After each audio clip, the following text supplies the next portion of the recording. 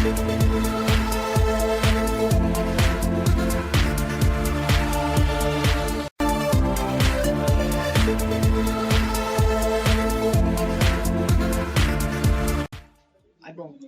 කියලා සියලු දෙනාම පිළිගන්නවා මේ වීඩියෝ එකට. අදත් මම brand new episode එකක් අරගෙන මම ආවයාට OneNote කියන වැඩසටහන එහෙම නැත්නම් ඒක සංකලනය කියන්නේ හඳුන්වා දීම.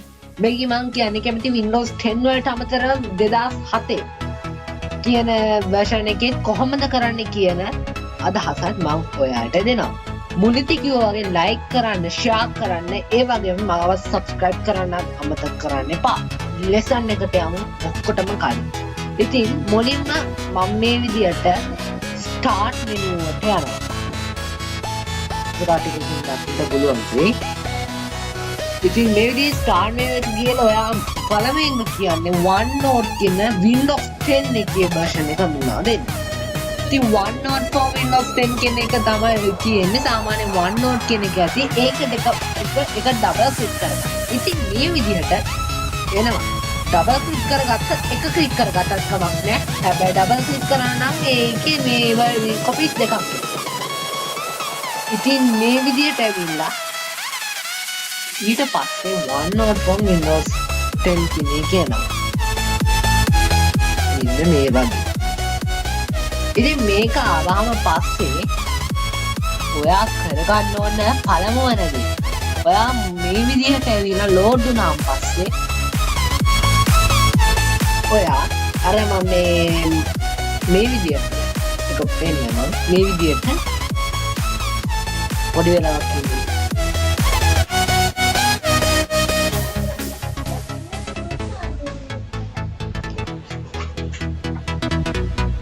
මේ විදිහට පොඩි වෙලාවක් ඉන්නවා.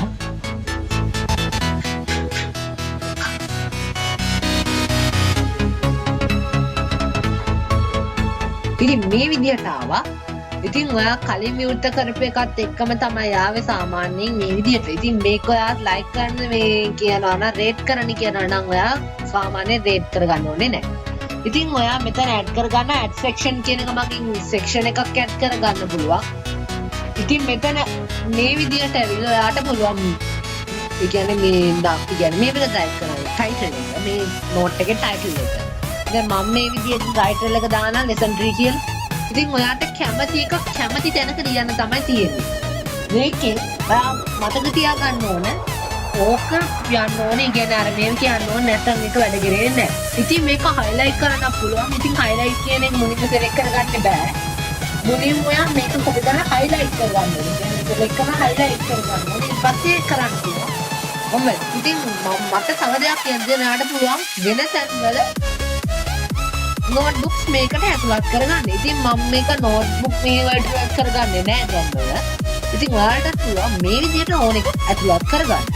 ඉතින් මෙතන ඔයාලට පුළුවන් pin කරගන්න, ඒ වගේම සාමාන්‍ය දේවල් කරගන්න. ඉතින් මේ විදිහට ඔයාලට පුළුවන් සාමාන්‍ය මේ එකක් කරගන්න. ඉතින් මේක සාමාන්‍යයෙන් ලංකාවේ නම් පාවිච්චි කරලා නැහැ. ඒ කියන්නේ note ලියන්න වෙනම ක්‍රමයක් තියෙනවා. ඒ කියන්නේ පතේ ඒ ටික ලියලා තියෙන්නේ. මේක සාමාන්‍ය පිට රටවල් වල පාවිච්චි කරනවා තමයි කියන්නේ. ඉතින් ඔයාලට පුළුවන් මේකේ යටට යන්න පුළුවන් මොන හරි වචනයක් කියලා. හරි. දැන් මම ඒක නෙවෙයි ඊළඟට කතා කරන්න යන්නේ Windows 2007 version එකේදී කරපු. ඉතින් මම start menu එකට ගිහිල්ලා ඔයාගේ කිව්වා Microsoft Office OneNote කියන එක 2007 කියන version එක අරගන්න. ඉතින් මේ විදිහට ඔයාට පේනවා. ඉතින් මේකට ඔයාට පේනවා ඇති මේකෙත් අර වගේ කලින් display එකක්මයි තියෙන්නේ. හැබැයි ටික වෙනස්.